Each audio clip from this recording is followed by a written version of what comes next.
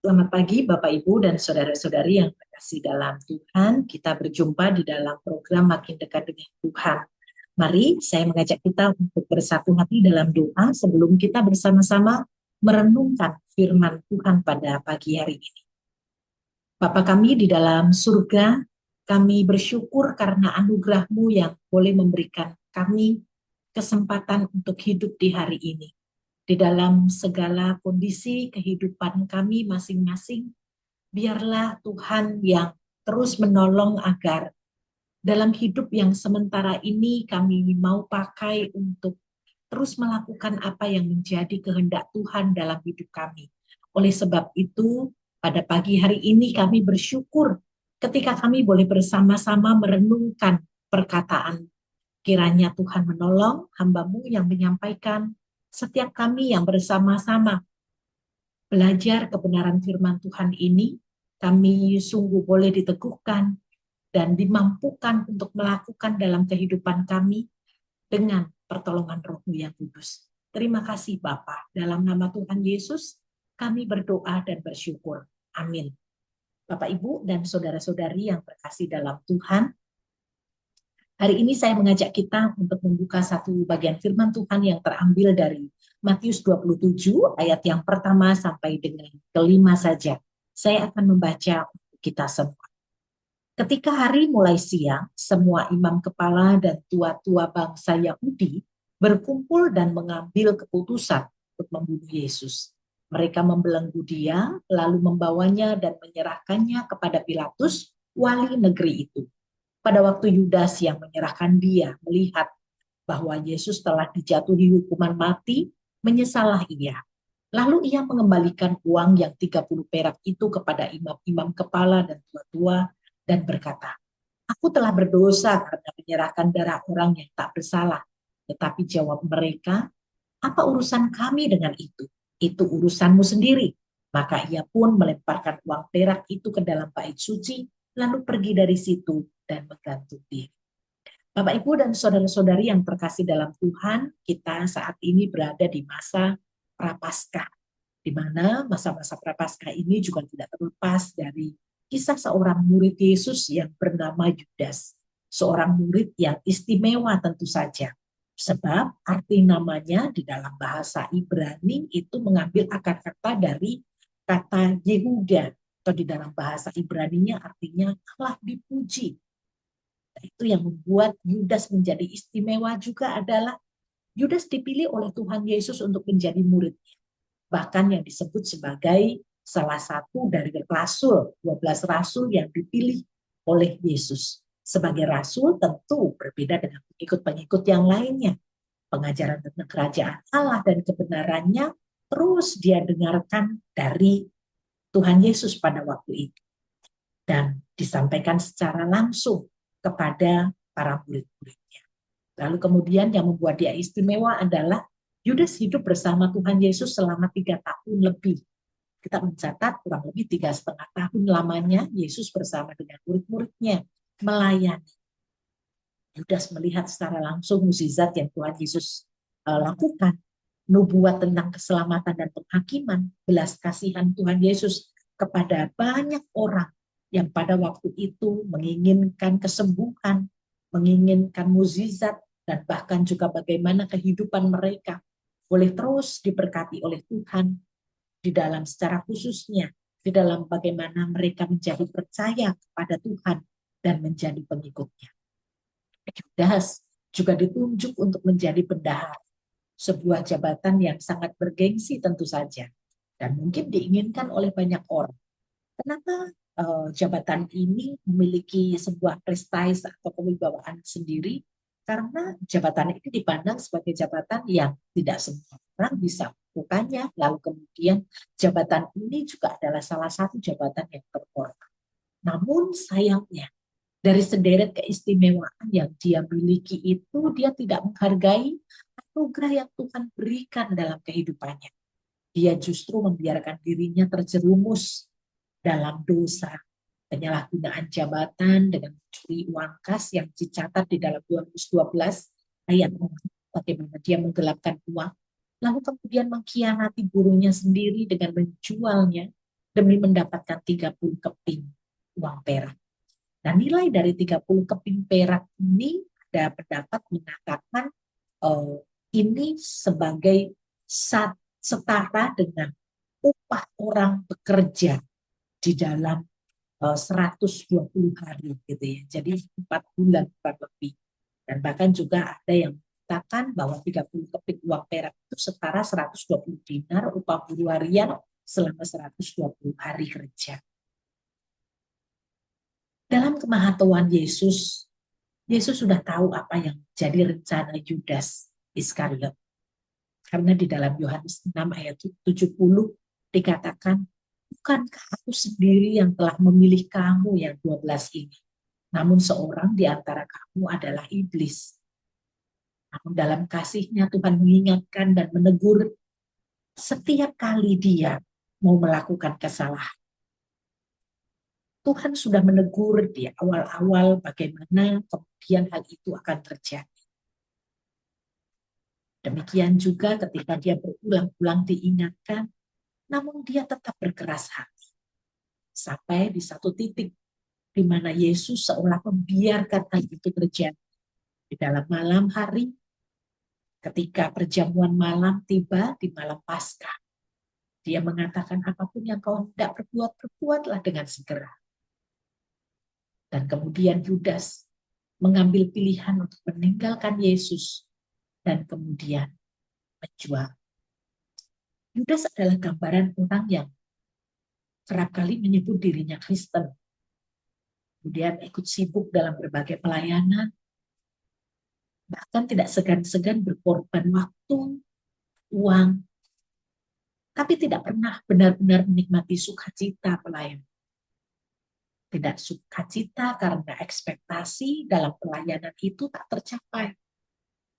Ekspektasinya adalah ketika melayani, dia mendapatkan keuntungan, dia mendapatkan berkat dari Tuhan, dia mendapatkan penghargaan, dihargai oleh banyak orang, dia semakin dikenal, statusnya mungkin semakin berbeda dari yang lain. Dan ini ekspektasi-ekspektasi yang kemudian menjerumuskan seseorang kepada sebuah tindakan kejahatan. Beberapa ahli berpendapat bahwa Yudas melakukan ini semua mungkin mengharapkan Mesias politik sebagai pemimpin yang akan mengalahkan Romawi, dan jika benar hal itu terjadi, maka Mesias yang dinantikan ini akan menjadi raja dan Yudas pun mendapatkan posisi yang menguntungkan. Di dalam semua tindakan, sikap yang Yudas sudah lakukan kepada Kristus, Yudas memang menyesal. Dalam Matius 27 ayat 3 dikatakan, pada waktu Yudas yang menyerahkan dia melihat bahwa Yesus telah dijatuhi hukuman mati, menyesallah ia. Lalu ia mengembalikan uang yang 30 perak itu kepada imam-imam kepala dan tua-tua. Dan di ayat keempat dikatakan, dan berkata, aku telah berdosa karena menyerahkan darah orang yang tak bersalah.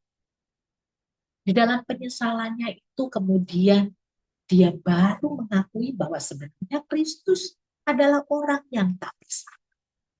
Tetapi dia tidak mau kemudian menerima benar-benar Kristus sebagai Tuhan dalam hidupnya. Penyesalannya berpusat hanya pada dirinya. Dia sudah menyesali apa yang sudah diperbuat, dia menyesali apa yang menjadi kebodohannya, tetapi dia justru tidak mau datang kepada Yesus itu untuk meminta pengampunan, melainkan pergi ke pemuka agama yang juga menolak dia. Nah, sikap ini tentu saja berbeda dengan sikap Petrus dalam kegagalannya mengenal Yesus, dan bahkan kegagalannya ketika dia menyangkali Yesus sebagai Tuhan. Pertobatan Petrus yang kemudian yang sudah dinubuatkan oleh Yesus ketika dia sadar ada ketika penyangkalan 3 kali dilakukan, dan kemudian ada yang berkokok. Betapa sedihnya Petrus ketika hal itu terjadi dan menyadarkan dia bahwa sudah sejauh itu dia melakukan kesalahan dan dia mengalami kegagalan. Dia terus menangis dengan sedihnya. Dikatakan di dalam Lukas 22 ayat.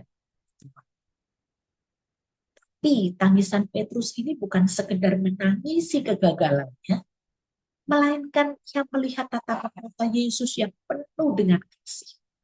Hatinya begitu hancur karena telah melukai hubungan kasih antara murid dengan guru. Nah, ini merupakan suatu perbedaan penyesalan dan pertobatan. Penyesalan dan pertobatan itu diibaratkan seperti ketika kita sedang menyetir mobil dan baru menyadari bahwa kita masuk ke jalan buntu yang begitu gelap dan becek, tidak ada lagi jalan keluar. Nah, begitu juga dengan penyesalan. Adalah seperti berhenti di tengah jalan buntu itu, kemudian kita memilih untuk memukul setir mobil kita, menangisi, meratapi kebodohan kita, mengapa kita bisa salah jalan. Tapi kita tidak bergerak dari sana. Kita tidak berusaha keluar dari sana. Kita justru memilih untuk berada di sana, mesin kita mati, dan semakin lama mobil kita semakin tenggelam dalam lumpur yang gelap itu. Kita hanya sekedar menyesali sikap dan hidup kita di jalan buntu itu tanpa mau keluar dari itu. Berbeda halnya dengan pertobatan.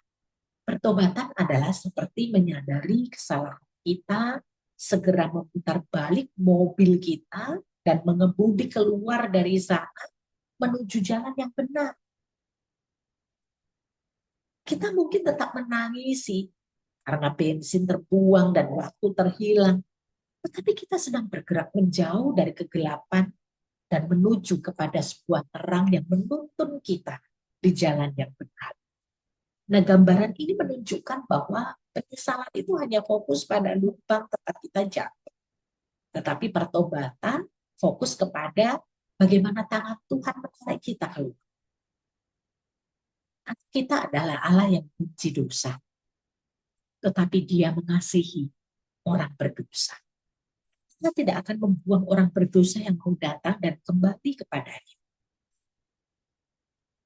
Bukan saja menyesal, karena menyesal itu hanya mengakui bahwa kita bersalah dan berduka karenanya, dan itu hanya sementara sifat. Tetapi yang Allah kehendaki adalah setiap mereka yang tidak hanya menyesal, tetapi mau bertobat. Artinya, mau meninggalkan dosa itu dan menyerahkan diri kepada Allah, tidak akan mengulanginya lagi. Bapak, Ibu, dan saudara-saudari yang terkasih dalam Tuhan, pada pagi hari ini kita akan belajar bagaimana mengubah penyesalan itu menjadi sebuah pertobatan. Ada 3 langkah. Yang pertama, berhentilah menyalahkan diri sendiri secara berlebihan.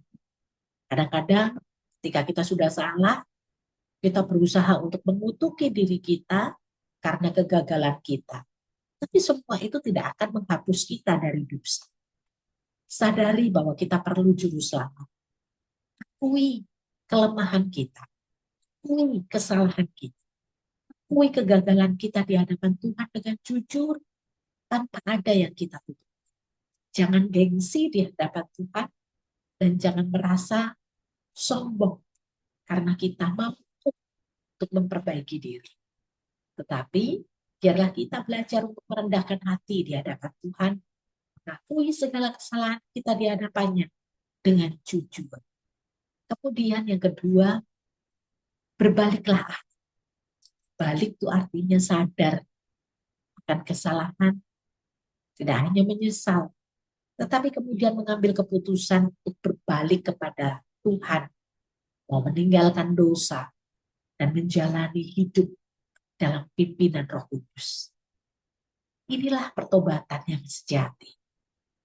Nah, maka jika kesalahan kita melibatkan orang lain pun, kita juga bisa memberikan pengampunan atau meminta pengampunan. Karena Kita juga adalah orang-orang berdosa yang seharusnya dihukum oleh karena banyak dosa yang kita lakukan. Oleh sebab itu, biarlah kita mau belajar untuk juga tidak hanya meminta ampun kepada Tuhan, tetapi juga mengampuni orang-orang yang sudah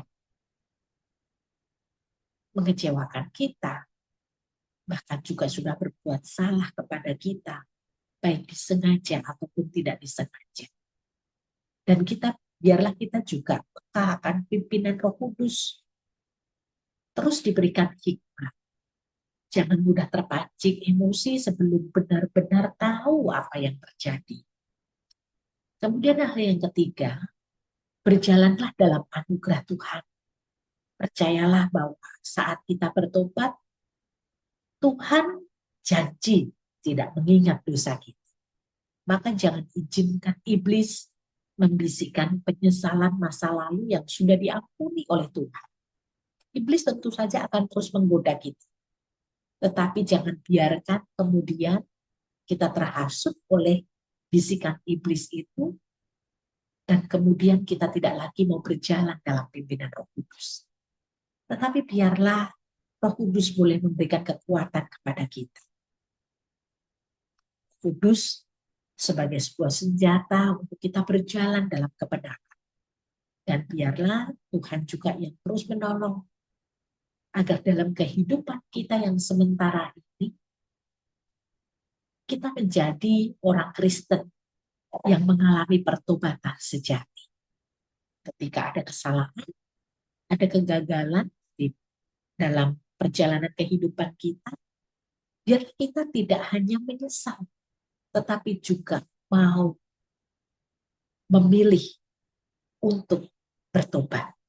Berhenti menyalahkan diri, mau berbalik arah kepada Tuhan, dan mau berjalan dalam anugerah. Amin. Mari kita bersatu hati dalam doa. Bapa kami di dalam surga, kami bersyukur firman-Mu yang boleh mengingatkan kami tentang apa arti penyesalan dan pertobatan. Biarlah Tuhan menolong kami di masa-masa prapaskah ini. Kami menyadari betapa luasnya kasih Tuhan dalam kehidupan kami. Kristus yang rela menderita, mati dan bangkit untuk memberikan kami keselamatan. Dan biarlah kami responi itu dengan menjalankan sebagaimana layaknya orang-orang yang sudah diampuni, yang sudah diselamatkan. Kami mau berjalan dalam kebenaran. Dan biarlah setiap kali kami mengalami kesalahan, kegagalan dalam kehidupan kami tidak sekedar menyesal, tetapi bagaimana kami mau berbalik arah dan mengalami pertobatan yang sejati. Sehingga dengan demikian di dalam kehidupan yang sementara ini, kami tetap berjalan dalam anugerah dan bahkan juga terus bisa bersaksi akan anugerah yang begitu besar yang Tuhan telah berikan kepada kami itu untuk juga boleh dialami bagi sesama. Terima kasih Bapa di surga.